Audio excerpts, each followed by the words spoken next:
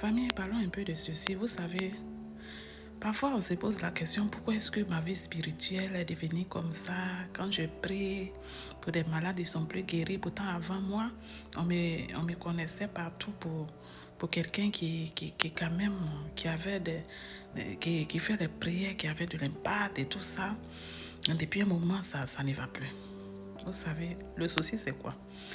C'est que vous avez activé votre côté connaissait tout là. Oui, parce qu'à un certain moment, c'est l'orgueil qui fait ça. Te fait savoir que tu connais trop la Bible maintenant. Tu es à un autre niveau. Toi là, Dieu maintenant, il mange avec toi. C'est-à-dire, c'est chez toi-même que Dieu même la demande des conseils. Non, moi maintenant, je connais tout. Je n'ai pas besoin de la vie de Dieu pour savoir. C'est ça qui tue les enfants de Dieu. C'est ça qui nous tue. La Bible dit, dans le livre de Genèse, le commencement était la parole. La parole était avec Dieu, la parole était Dieu. Donc rien de tout ce qui se trouve, tout ce qui est et tout ce qui doit être ne se fait en dehors de la parole. Tu as reçu la révélation de Jésus, tu étais bien. Toute chose, tu demandais la vie de Dieu, tu rentres en prière. Quand quelqu'un dit, mon frère, prie pour moi, tu rentres en prière. Dieu te donne la parole d'exhortation. Dieu te donne la parole de connaissance. Dieu te donne le directif. Mais depuis un moment, tu t'es dit, tu connais trop maintenant. Ouais, Dieu, comme vous mangez ensemble, vous rigolez ensemble, vous dormez ensemble. Tu n'as plus besoin, tu connais tout son secret en fait. Donc, tu n'as plus besoin de son avis.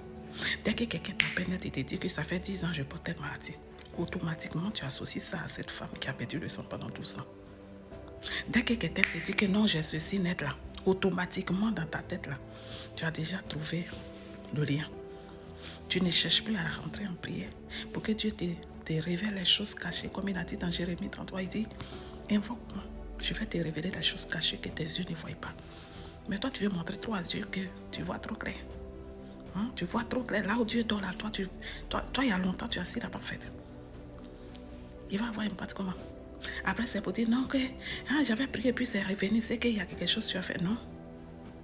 Quand tu es dans la vérité avec Dieu, quand tu es loin de Dieu, quand tu es parfait aux yeux de Dieu, Dieu ne permettra jamais que tu aies honte dans ces choses-là. Dieu ne va jamais permettre ça. C'est-à-dire que même si Dieu doit punir la personne, c'est avec un autre. C'est avec un autre trait, quoi. Pas ce qu'il a fait à travers son point. Non. Ne nous détrompons pas. Ne nous trompons pas. Arrêtons de donner les choses, de vouloir trop se jouer, on connaît tout, on sait tout. On a tout. C'est-à-dire que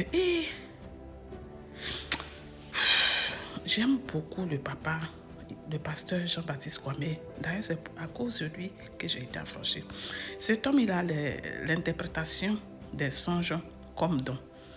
Mais celui-là, quand tu vas l'appeler aujourd'hui, tu vas lui dire que j'ai fait tel songe. Même si tu es pressé, il va te dire, attends, je vais rentrer en prière. C'est que l'esprit va me dire. Oui.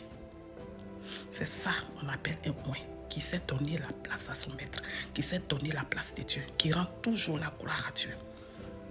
Oui. Tu vas appeler Jean-Baptiste, tu vas lui dire que j'ai tel problème, j'aimerais que tu... Non, laisse-moi méditer sur ce cas. C'est ça un vrai homme de Dieu. Souvent là, on est trop pressé. On veut là où on va partir, on va prier, et puis le miracle s'opère. C'est ce qu'on veut, non? C'est ça qui est là. Donc les hommes de Dieu là, ils sont gonflés maintenant donc. Jean-Baptiste Kwame, c'est un homme humble, que Dieu le bénit depuis sa position. Moi j'aime beaucoup cet homme parce que depuis je l'ai connu, c'est pas un homme influent, non. Il n'est pas riche non plus, non. Mais c'est un homme qui sait donner la place à Dieu. C'est un homme qui sait reconnaître que sans Dieu là, il peut rien, c'est-à-dire rien ne peut être.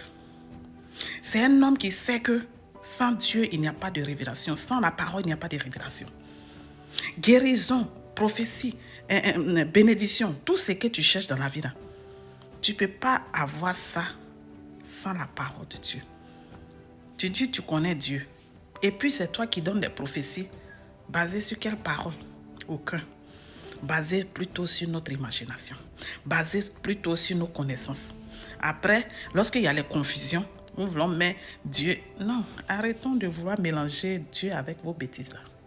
Dieu n'est pas dans ça. Dieu n'est pas dans la confusion. Dieu, il est Dieu. Là où Dieu est passé, c'est clair. Désactivons nos côtés orgueilleux là. Nos côtés, nous, on connaît trop tout là. Désactivons ça et activons notre humilité. C'est ce qui nous manque. Au nom de Jésus. Amen.